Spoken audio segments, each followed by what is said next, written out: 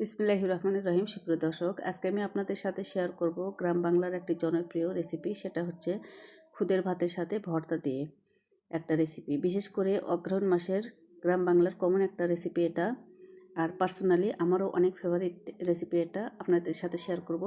চলুন দেখে নেওয়া যাক মূল রেসিপিটি। আশা করছি ভালো লাগবে।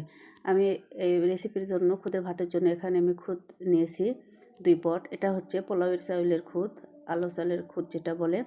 আর খুদে কিন্তু আঁকিরের পরিমাণ একটু বেশি থাকে, ভালো করে বেছে পরিষ্কার করে নিতে হবে। তো এভাবে ভালো করে আমি খুদটা পরিষ্কার করে নিয়ে ওয়াশ করে নিচ্ছি।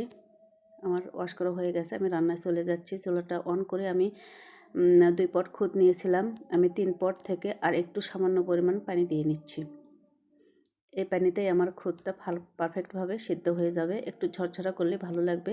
সামান্য একটু লবণ, 3টা কাঁচামরিচ ফালি করে দিলাম, আর একটা পেঁয়াজ কেটে দিলাম। আর কিচ্ছু দেবো না এতে। আর খুদগুলো দিয়ে দিলাম, নেড়ে চেড়ে ঢেকে রান্না করে নেব। যেহেতু ভর্তার সাথে পরিবেশন করব, আর কিছু দেবো না। তো আমি এখানে বাদাম ভর্তা করব আজকে। 1 বাটি বাদাম আমি শুকনো তাওয়াতে ভালো করে একটু লো হিটে ভেজে নেব। বাদামটা ভালো যেন মুসমুসে হয় সেরকম করে ভেজে নিয়েছি। আর এদিকে আমার খুদটা ভালোভাবে সিদ্ধ হয়ে এসছে। আমি একটু উল্টে পাল্টে মিশিয়ে নিচ্ছি আর কি। চুলাটা অফ করে দিয়েছি।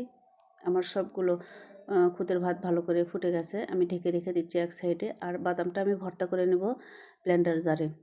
এতে করে কিন্তু অনেক সহজ হয় বাদাম ভর্তাটা। শিলপাটাও বেটে নেওয়া যায়, কিন্তু অনেক সময় লাগে আর কি। আর ব্লেন্ডারে করলেও কিন্তু অনেক ভালো হয়, ভালো করে স্মুথ করে পেস্ট হয়ে যায়।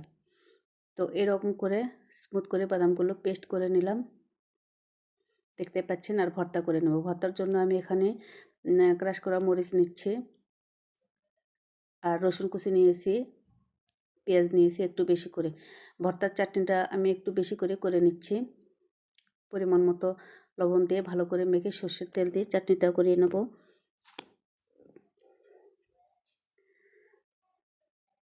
আমার চাটনিটা হয়ে গেছে। আর সেখান থেকে নিয়ে আমি বাদামের ভর্তার মতো দিয়ে মিক্স করে নিচ্ছি।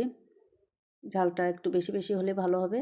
আমার বাদাম ভর্তা হয়ে গেছে। এবার আমি কিছু ম্যাশ করা আলু নিয়েছি, আলুর মধ্যেও চাটনির কিছু অংশ দিয়ে আলুটা ভর্তা করে নিচ্ছি।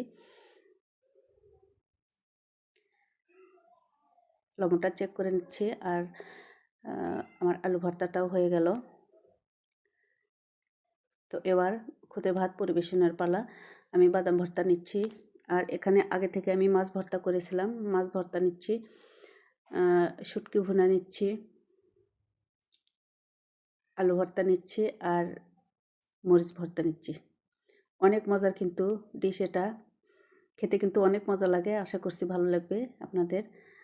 তো দর্শক, তৈরি হয়ে গেল, এবার পরিবেশনের পালা। ভিডিওটি ভালো লাগলে আমার সাথে থাকার জন্য চ্যানেলটি সাবস্ক্রাইব করে নেবেন প্লিজ। আর একটা লাইক দিতে ভুলবেন না। ফেসবুক পেজ থেকে যারা দেখছেন তারাও প্লিজ পেজটি ফলো করে নেবেন আমার সাথে থাকার জন্য। আজকে আমার ভিডিওটি দেখার জন্য সবাইকে অনেক অনেক ধন্যবাদ জানাচ্ছি। সেই সাথে আগামী রেসিপি দেখার আমন্ত্রণ জানাচ্ছি। অনেক অনেক ভালো থাকুন। আল্লাহ হাফেজ।